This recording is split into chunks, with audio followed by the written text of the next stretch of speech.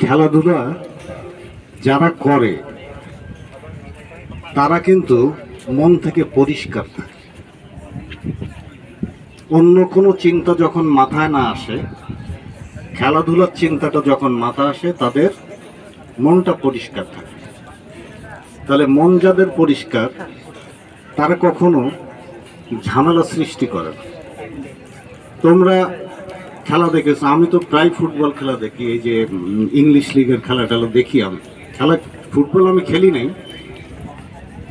কিন্তু খেলাটা খুব ভালো লাগে, আমি দেখি।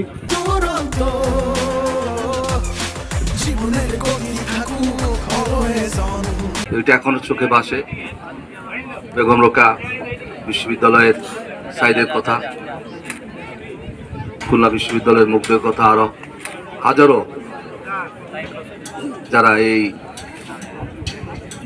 বৈষম্য বিরোধী আন্দোলনে যারা নেতৃত্ব দিচ্ছে এবং অনেকে হাসপাতালে এখনো কাতরাচ্ছে এবং কিছুদিন পর পর দেখতেছে একজন মৃত্যুবরণ করতেছে, শহীদ হচ্ছে।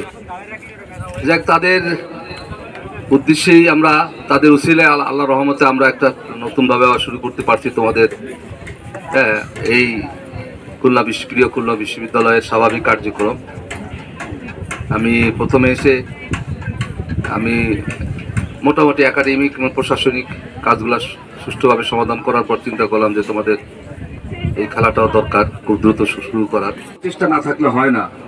আর যেহেতু খেলাটা ছাত্রদের খেলা, আমি বলেছি ছাত্ররাই পরিচালনা করবে এবং তারা তাদের কি কি পরামর্শ বা তাদের কি প্রয়োজন যখন যেটা বলেছে সেটা আমি করেছি।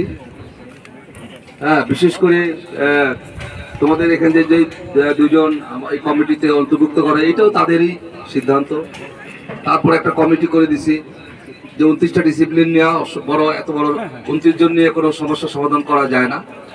ওইটাকে আমরা ডিন স্কুল পর্যায়ে নিয়ে আসছি এবং ওই স্কুলের যে সিনিয়র তাকে দেওয়া হয়েছে দায়িত্বটা এবং সিনিয়র যে তাকে একটা আহ্বায়ক করা হয়েছে। এইভাবে মোটামুটি একটা গ্রামার ফর্মুলা ফলো করে এই একটা কমিটি করা হয়েছে।